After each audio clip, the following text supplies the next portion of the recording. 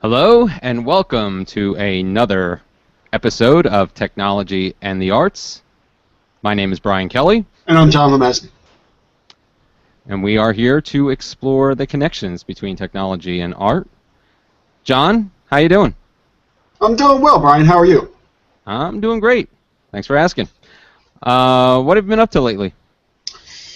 Well, a couple things that I wanted to talk about really briefly is I just started listening to this new podcast, and it's called It's a Thing. Are you familiar with It's a Thing? I've heard of it, yeah. How have you heard of it? Just in my Twitter feed. I've seen people reference it, but I haven't checked it out yet. So what it is two superstars of internet broadcasting, Tom Merritt and Molly Wood. Molly Wood's famous from CNET, and Tom Merritt's famous from a whole bunch of stuff, including CNET, also big on the Twit network. He's on Frog Pants Studios, and I just sort of discovered Frog Pants Studios because Twit, which I listen to all the time, has gotten really incestuous with the 5x5 network and CNET and Frog Pants Studios, and like all these hosts keep showing up on different Twitch shows. And what it does, in effect, is it introduces you to these other networks and shows you that there might be some quality there. So I went and listened to a couple shows on some of these other networks and like have fallen in love, as you know, maybe not to the degree that I love Twit. But anyway, It's a Thing is not a part of any of these networks, but of course it has Tom and Molly, who are like favorites of mine. Tom especially. Tom is like the shining knight of internet podcasting. And Leo Laporte is sort of the granddaddy of it all, but Tom is like the next wave, I think. Anyway, they don't even have advertisers, and like every other show I've ever heard either Tom or Molly do, they have advertisers where they talk about, cars, or Squarespace always shows up. It always makes me angry because WordPress is so much better. But anyway, I was listening to It's a Thing, and I have like just run through the shows because it's such an exciting concept. And what it is they both decide to talk about something they've noticed as a potential trend, or something that they've personally noticed as a trend. In other words, you see it 3 times, and all of a sudden you see it everywhere. Mm-hmm. And they talk about really interesting things. They talk about kale, and they talk about left-handed kettlebells, and they talk about all these odd, it's like these odd social commentaries that are just spot on. So anyway, the last episode I heard was about several things, but it was about specifically the 510 egg. You know what the 510 egg is? Only from your posts about it. Yeah, so I didn't know anything about it, and it's essentially a timing. You boil water, you drop an egg in for 5 minutes, 10 seconds, and it comes out and it's like perfectly soft boiled. And I love stuff like that because if you can just remember 510 egg, like you always know how to cook that specific thing. Like I always go crazy a little bit when I'm making bread or pizza or something that involves baking, and I have to like think or look up or research like whether it's 15 minutes at this temperature or 24 minutes at this temperature. And sometimes it's experimentation, but those little tiny tricks are a beautiful thing. And so anyway, Tom was talking about going to a restaurant where it said the 510 egg, and he didn't know what it was either because all it said was the 510 egg. But once you know, it makes sense. And so anyway, I got excited about it and tried it, and it was just beautiful. And I don't even I don't like soft-boiled eggs. I love eggs, but I don't really care for soft-boiled eggs or hard-boiled eggs. And this sort of converted me. Like now, that's the way that I make eggs. And it's really versatile too, because hard-boiled egg, like there's so many ways that you can then present it, right? So that was a beautiful thing. So go check out It's a Thing. It's just a crazy, fun show without a lot of overhead. Just recently I have been in talks with a publisher to possibly do a video series of instructional videos on both WordPress and Raspberry Pi. Wow. Yeah, so if it works out, like it seems like it will, I had a conversation today. We just have to sort of sign contracts and get a schedule. But it's an amazing way to get your name out there if you are a consultant, to share information about projects that you care about deeply. And both WordPress and Raspberry Pi are very close to my heart. And to develop a new, different audience. Mm-hmm. And so I guess I just sort of wanted to talk about that. And I wanted to send out a special thanks to Lynette Young, who passed on my name when this publisher was looking for people to do this sort of a thing. So, and of course, Lynette is the ultra podcaster that we've known for a very long time. Yes, and a fellow Doctor Who fan. She is a Whovian for sure. And finally, I wanted to talk about Jay-Z, because we're talking about technology and art. And Jay-Z is a whirlwind. He's an amazing media presence. He's a great performer. He's a great. His list of achievements goes a mile down. And now he's a sports agent. That's right. Now he's a sports agent. So anyway, for his most recent album, which the name escapes me at the moment, it's got some religious reference. Yeah, I can't remember either. But one of the big hits on it so far, and they're all pretty good. In particular, there's the song where he raps over the lyrics from "Smells Like Teen Spirit," and it's just a beautiful little moment in the song. Anyway, the big hit right now is "Picasso Baby," in which he raps about art. And he talks about fine art and sort of does all these name drops of famous artists, and of course Picasso being amongst the top of the list. And so in order to promote the song, to make a different kind of venue, and to create a video supporting the song, he went to a gallery in New York and rapped for 6 hours with a select group of fans and celebrities and artist celebrities in order to rap the song to them individually. So one person would come up, and he would just sort of like rap to that one person, and see what their reaction was. And the reactions were ranged from highly emotional to sort of humorous. Like sort of like somebody's in the room and Jay-Z's rapping to them, and they're on the phone, like they're like, hold on, let me take a call.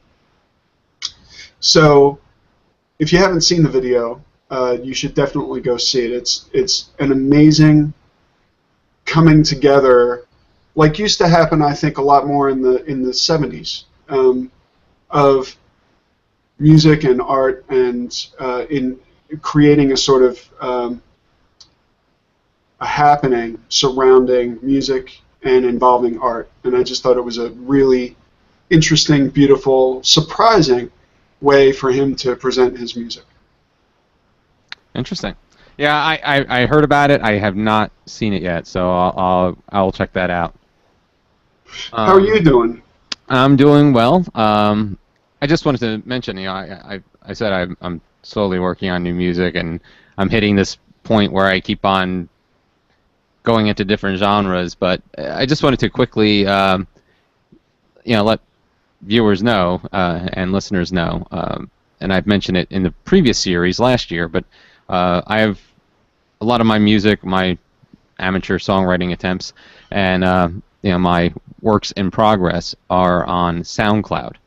So if you go to soundcloud.com/bktandem, you'll see all the things that I've written, and all of it done on my MacBook with GarageBand, but played with a synth as a controller. I'm not a big loop person at all. Yeah, that's to each his own. I just don't like using loops. But so just I'll put a link to that in the show notes if you want to check out what I've been doing. And another thing I just wanted to say is that we sometimes kid about not having any viewers except for maybe one or two or listeners. But I just you okay? Yeah, I'm okay. I'm really self-conscious about how bright my face is in this new video setup. So I'm trying to get a good balance. So I just wanted to mention, and say thanks to anybody who has recently followed the blog at technologyinthearts.com, because we have been picking up a few followers, and I haven't had a chance to go back and see who's legitimate and who's or just a bot or something. But they're all legitimate, Brian. They're all legitimate. A lot of them are, yes. I have received a few bots though, but so I'm going to try to go through those, and I'll hopefully I'll follow back. And actually, the Technology in the Arts Google Plus account received an invite to a online community. So, oh great. Yeah, and I just saw it tonight, so I don't remember the name, but I'll talk about it next week once I check it out some more.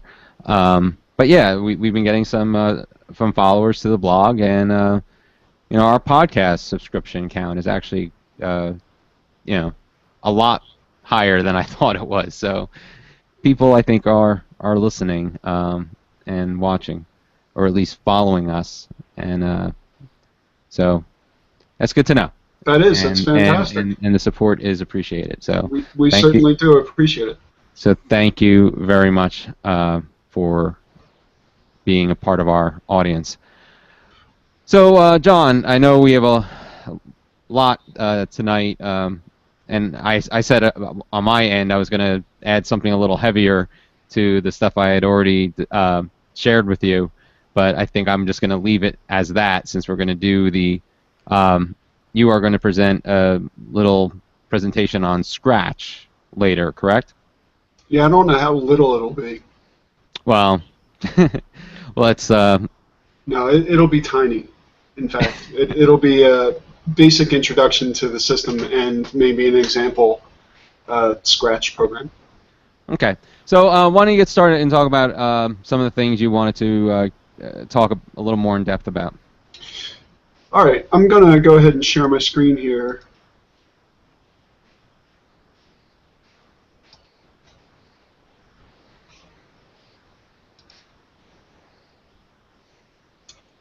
And the reason that I'm doing that is because it will make it easier for me to demonstrate what this is.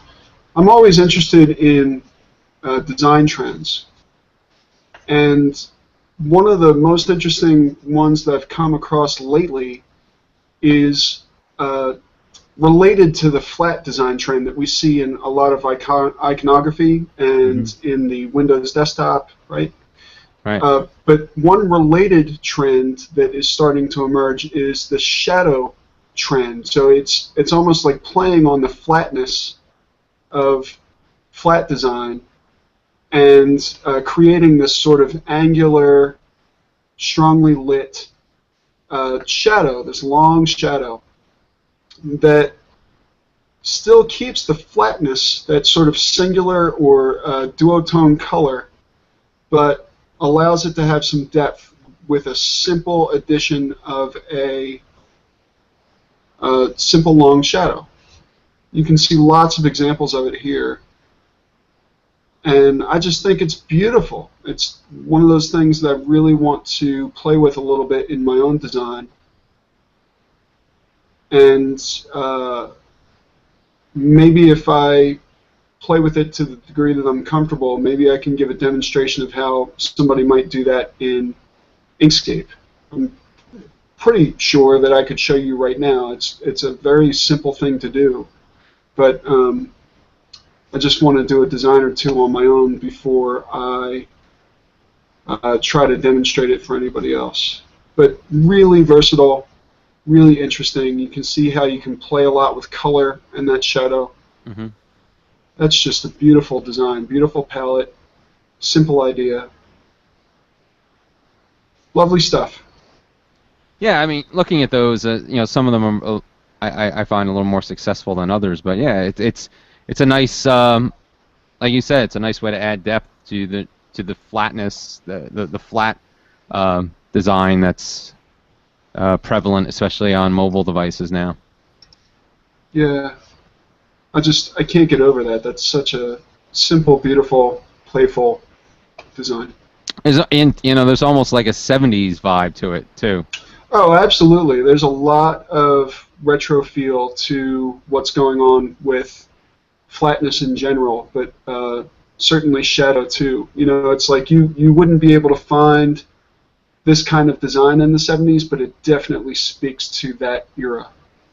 Right. Like the music note. Absolutely, absolutely. Just the color. It's like something you would see on an album cover, back in the '70s. So. I agree. All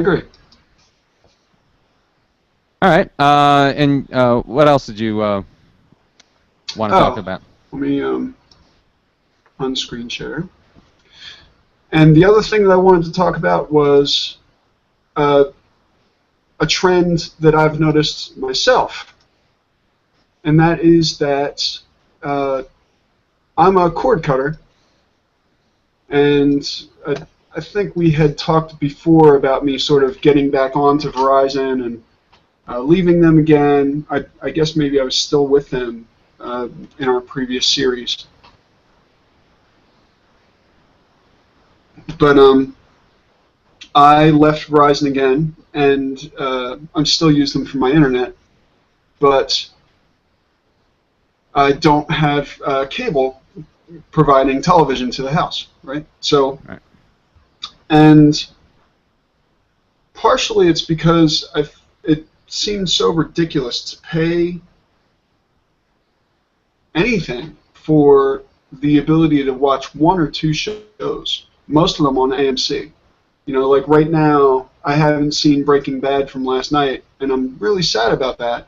But at the same time, I can wait until they publish the full episode online, which they'll do within a week.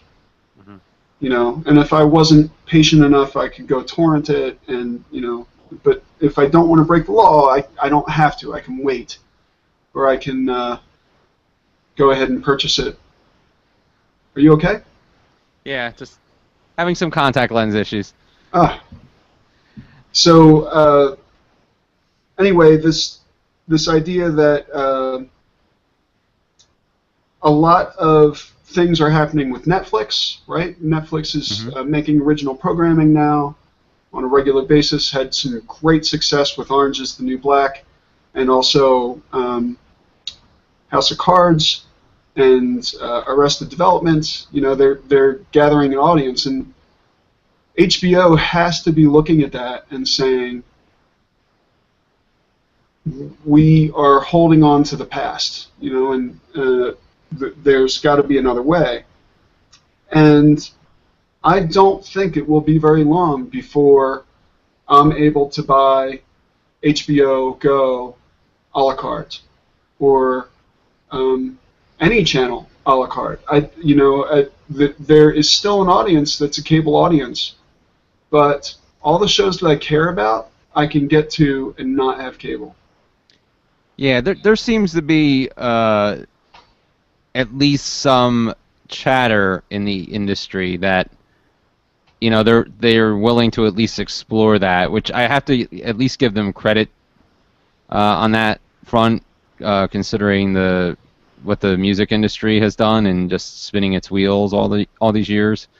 So I mean, at least it sounds like there's, they're willing to consider it. Whereas, the record labels have refused to budge off their archaic business model. So, but yeah, I think the a la carte stuff is going to happen at some point. Well, kudos to Netflix, because I think that they have taken some major steps Yeah. towards this possible different reality, and probably made a lot of traditional networks reconsider their stance on the stronghold they have on having cable go to people's homes.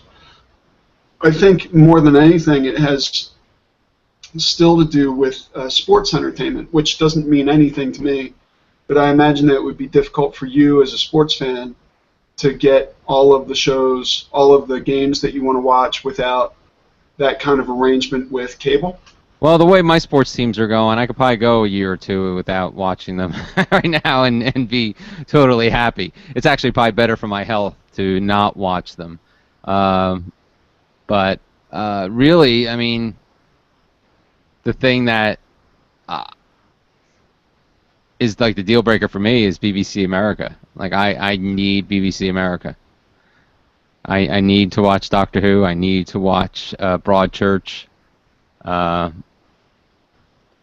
And they have Torchwood Miracle Day coming in September, which had already aired on Stars, but I didn't get Stars then, and had no way to watch it legally. I've seen bits and pieces of it on YouTube, and I may have torn it an episode of that.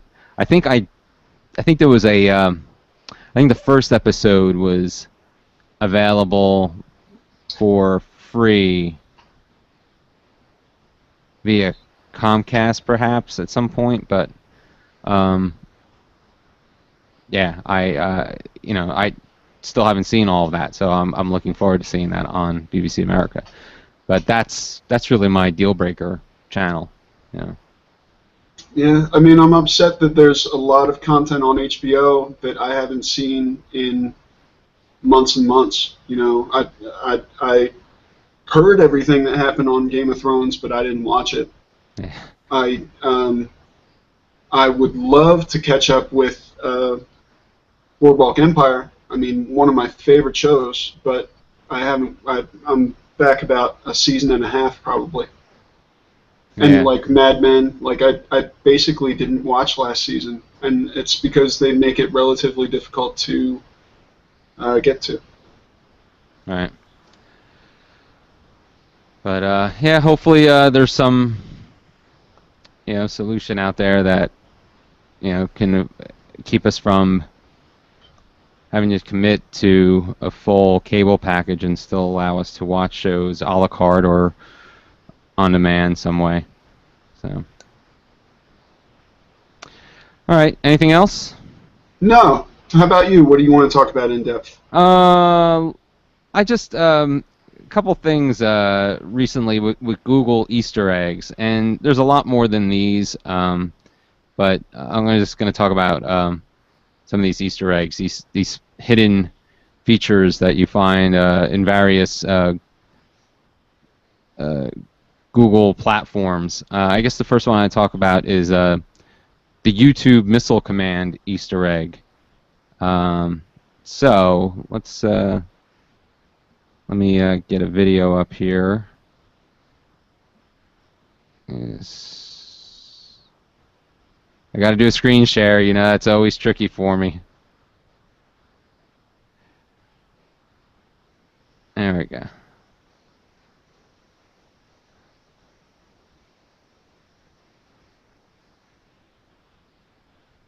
Okay. All right. So basically the way this works is you go to any video, and I'm going to go to our Technology in the Arts intro video. Oh, that's not what I want to do. Already I messed this up. Okay.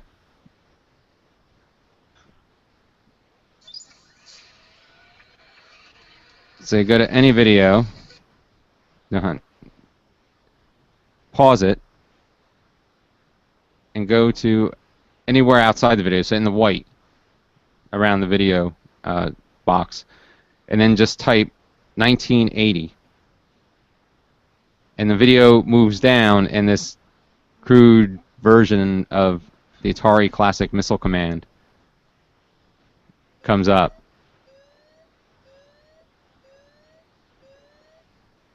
And I know you can't hear it, but you should be able to see.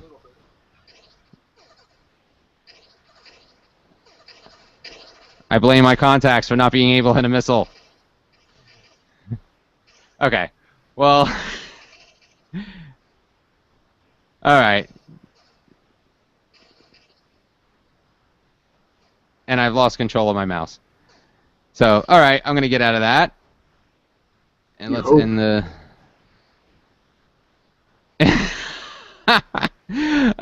so actually, I'll go into my next one, but that's I'll put instructions on, or at least a link to instructions on how to do that. And the other one, this is a little more well known. This is I guess a few months old. The Atari Breakout Google image search Easter egg. So you go to Google image search, and in the box type Atari. Breakout.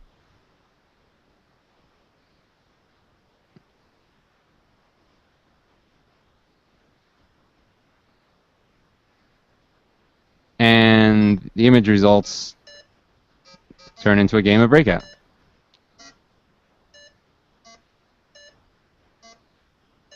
I don't want that noise though, so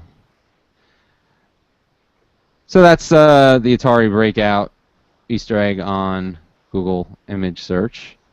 And then finally, and this is my favorite one, and I almost was going to leave it out until John reminded me that it was there. I was kind of only thinking of the games, but this is, I think, or at least was reported on within the last couple of weeks, or last week maybe. It's a TARDIS on from Doctor Who, which is the blue police box that you see here. That is the Doctor's time machine / spaceship. It's stuck in that form. It can change form.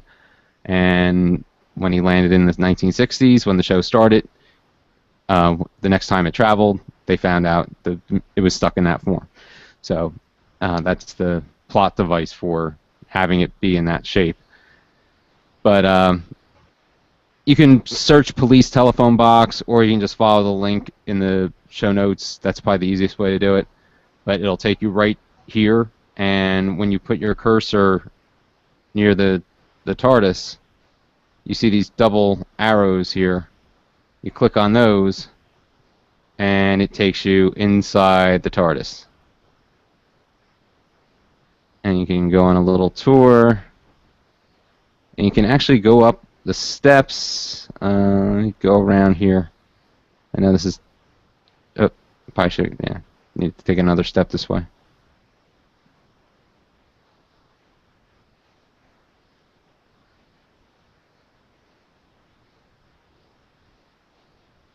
Actually, I haven't gone down the steps.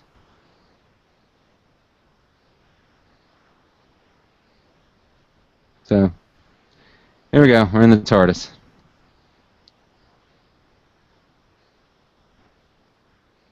And those are the three Easter eggs on Google products that I wanted to share. I thought they were kind of cool. Fantastic. Hey, I didn't click on my box, so you should show up when you talk. Because it would stink if I forgot while you're doing this presentation on Scratch. That would not be good. Yeah, that would have been terrible. All right. It's bad enough. It's bad enough we should put a disclaimer out that I don't know if I'm going to even keep this part in for the audio podcast, but I may. I'll probably do it. Just anybody who's listening to this on the podcast, you'll probably want to check out the video version at technologyinthearts.com and see what John is talking about in this presentation that's about to take place. Well, hopefully there'll be some useful information in the audio. Exactly. Yep. All right. So the first thing you need to know about Scratch is how to get to it. And it used to be a desktop application. It actually will be a desktop application again. But one of the really nice things about Scratch, now you can use it online. Okay. Your audio just dropped out for like a couple seconds. It's because when you type now, Google apparently mutes you. So if you go to scratch.mit.edu, it'll take you to Scratch. So you don't need to download and install Scratch on your computer anymore. You can just go to the website. This is Scratch 2.0. And I'm logged in here. The reason I'm logged in is so that I can save my projects to the cloud, right? So that I can save it to the site. If I click on My Stuff, it goes to all the various projects that I've played with in order to understand how to use Scratch. And I'll give you an example of what you can do with Scratch. Here is a project that I built that allows you to play a game. And if any of you are familiar with the game called Osmos that's available on Android, I really love the physics of it. And the way that Osmos works is that you're a cell and you push yourself into other cells in order to gain their content so that you become bigger. And you stay away from cells that are larger than you that could do the same to you, right? So anyway, this is the game that I built, and I set it up so that when I click on my mouse, it pushes it towards these other figures, and when I hit these other figures, it makes them smaller and me larger. Okay, very simple. Not the complexity of Osmos, and I'm missing a whole bunch of things in order to make it a really valid game, but this just took me a few minutes to put together. So one of the beautiful things about Scratch is that once somebody publishes a game, as I have here, or a project, you can leave a comment on it, you can take it and build upon it if you want to. But maybe most importantly is that you can see inside it. So if I click on See Inside, it shows what I did in order to build the game. And this is the essence of Scratch. So what you have is you have these sprites. And a sprite is essentially a character in the game. This is my hero that I control, and these are these enemy characters. You can rename them. I just left them as Sprite 1, Sprite 2, Sprite 3. And what happens when I click on one of these sprites is over here it has the script. And the script says when you click on the green flag, which is like saying start, set the size of the sprite to 100%, because after this the size may change. In other words, when I move this character into the other characters, I want it to increase the size, but I don't want the increased size to be retained when I start the game over, right? Right. So then we have a loop, a forever loop. And what this says is anything in this area here, do again and again and again and again and again. So the first instruction we have is for it to move 1 steps. And that means move at the speed of 1. So move rather slowly. And if you run into an edge, bounce. So it's saying forever, keep moving slowly. And if you run into an edge, bounce. If the mouse is down, in other words, if I click the mouse, then point my sprite towards the mouse pointer and move 3 steps, which is 2 times faster than 1 steps, right? Not 2 times faster, but 2 steps faster than 1 step. So increase the speed of that you're already moving and point it towards the mouse pointer. Also, if you touch the color of one of the enemies, then change the size by 10 and change the color effect by 5. And these are positive numbers. So I could say move -1 steps, or I could say change size by -10. In other words, decrease the size. Right? And then I say wait 1 second. And you can see that happen when I hit play. When I hit one of these, you saw how it sort of stopped. Maybe you can't, depending on the video. But my character stops for a second while that's happening, sort of like a, you might imagine in video games. So, and that's different than the character of the sprite, the enemy sprite. That says when the green flag is clicked, set size to 100%, set energy to 100. This energy is a variable that I created that essentially keeps track of whether or not the sprites have any life left, right? So these particular commands are specific to this game, but you can see that there is a set of commands related to motion. There's a set of commands related to the way that the sprite looks, including change of color, as we did. There are commands related to sound, so I can record sound or import music or import sound effects.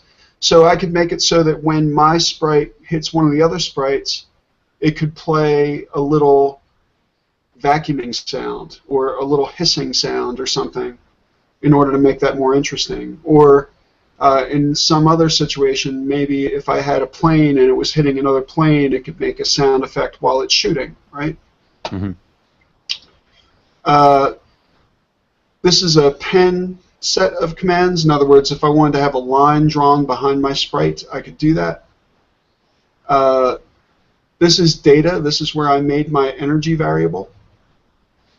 Here's events. This is where I have this block that says when the green flag is clicked, do the following. I can also make events where space key or other kinds of keys are pressed, A, B, C, D, E, F, G. When a sprite is clicked, I can change it. I can change the backdrop. This just happens to be a black backdrop, but I could have this be space or something.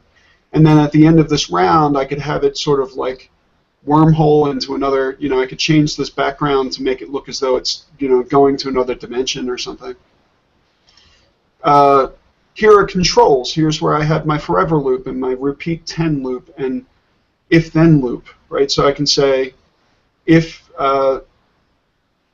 this particular sprite is touching another sprite, then change size by -10, change energy by -30. That's different than the forever loop, which says always do the following. Here's where I have my senses, where if I want to create an if-then loop, I can pull these in order to create a condition in which something is true.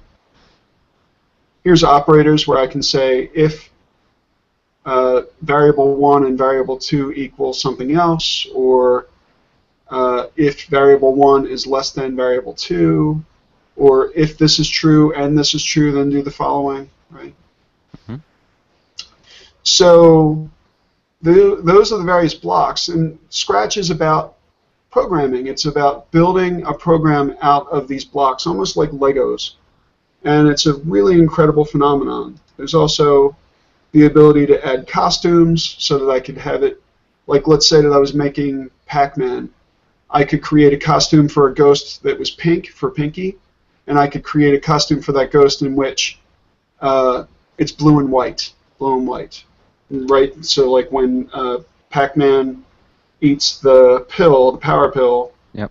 Change the costume on the ghost to be blue and white, and also make it vulnerable if Pac-Man touches the ghost, right?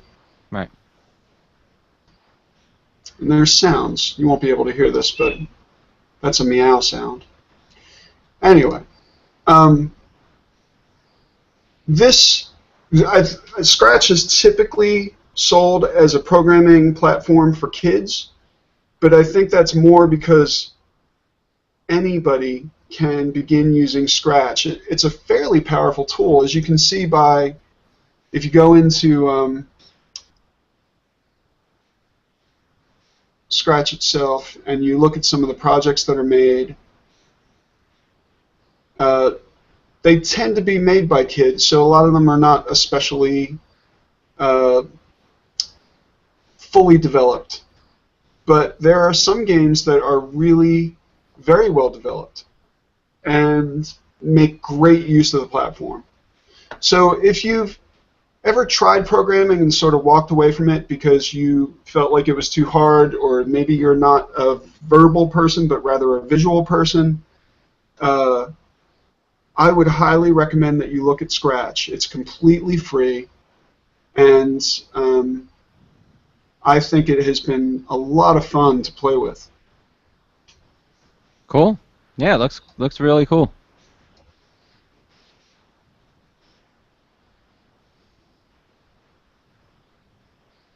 Oh, it was like natural fade in. Yeah, well, that's the way we play, man. That's the way we. All right. Well, that is, I guess, a initial lesson on Scratch. I'm sure we'll talk more about it at some point. And you're doing classes on? Yeah, this week at Princeton Public Library, we're going to do our second class for middle schoolers on Scratch. And we spent an hour and a half sort of demonstrating in far more detail what you can do with Scratch in that class.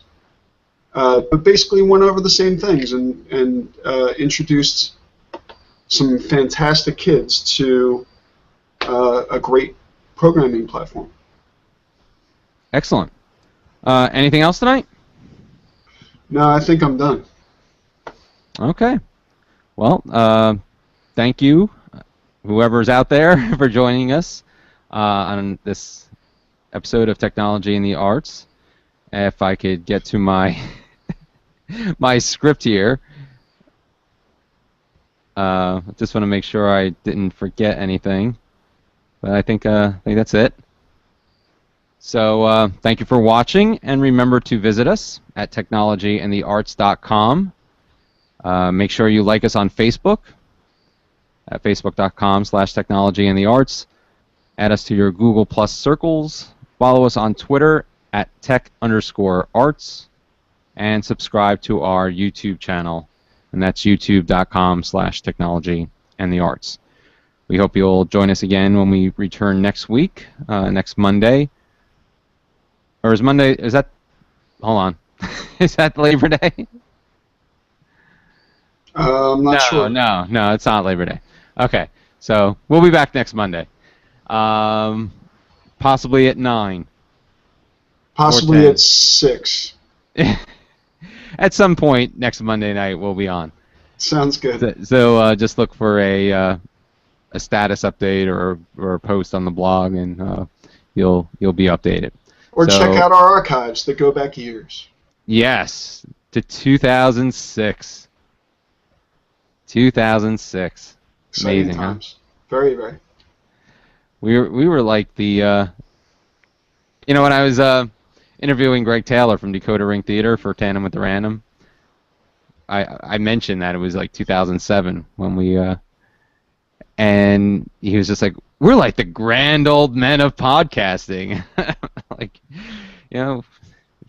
we're near there. I mean, yeah, there were predecessors for sure. Oh yeah, but I mean, we've been doing this a long time. Not very well, but we've been doing this a long time. We have a lot of fun.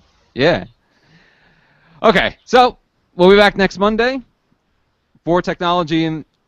Okay, let me try that again. We'll be back next Monday.